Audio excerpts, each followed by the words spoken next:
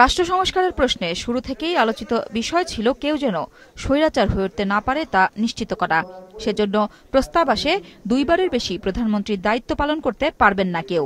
তিনটি দল বাদে অধিকাংশ রাজনৈতিক দল এই বিষয়ে একমত হয়েছে যে সর্বোচ্চ 10 বছর একজন ব্যক্তি তার জীবনকালে প্রধানমন্ত্রীর দায়িত্ব পালন করতে পারবেন। দুইবারের বেশি পরিপূর্ণ টার্মস যদি পূরণ করেন তাহলে কেউ প্রধানমন্ত্রী হতে পারবেন না। একজন ব্যক্তি দুইবার শপথ নিতে পারবে, এই জায়গায় আমরা সীমা নির্ধারণ করার কথা বলেছিলাম, কিন্তু যদি ঐকমত্যের স্বার্থে সবাই সর্বোচ্চ 10 বছর বলে বা সময় নির্ধারণের ক্ষেত্রে আমাদের সেটা ফ্লেক্সিবল থাকবে। এই 10 বছরের সাথে পুরোপুরি একমত হয়নি বিএনপি, সাথে ছিল আরো কিছু দল। প্রধানমন্ত্রীত্বের মেয়াদ যদি এখানে আপনারা নির্ধারণ করে একমতে আসেন, তবে তার সাথে এনসিসির আলাপটা একই সাথে আনতে হবে। ন্যাশনাল কনস্টিটিউশন কাউন্সিলের যদি প্রধানমন্ত্রীর এখতিয়ারভুক্ত সমস্ত জিনিস যদি একটা অথরিটি পাওয়ার ফাংশন দিয়ে এনসিসি গঠন করা হয়, তার সাথে আমরা একমত হতে পারবো না।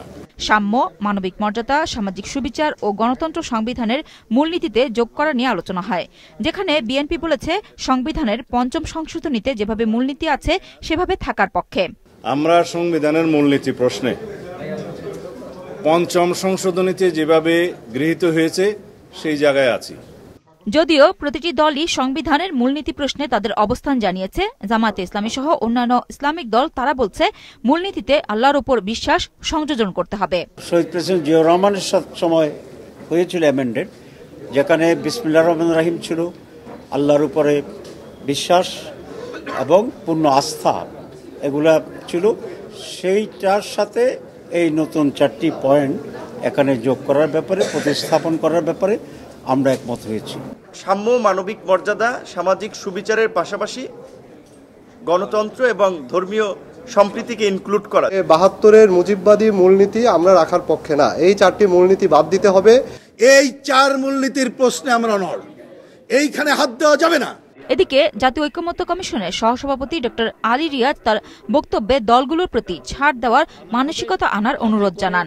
এই যে সাম্য, মানবিক মর্যাদা, সামাজিক সুবিচার ও গণতন্ত্র সংবিধানে যুক্ত করা, উল্লেখ করা কিংবা অন্যভাবে সংযুক্ত করার প্রশ্নটা তখন বিবেচিত হবে। এইটা ঐকমত্য কমিশনের পক্ষ থেকে একটা সুনির্দিষ্ট প্রস্তাব আনা হবে, যা লিখিতভাবে, যেটা আসলে আজকের আলোচনাকে রিফ্লেক্ট করে।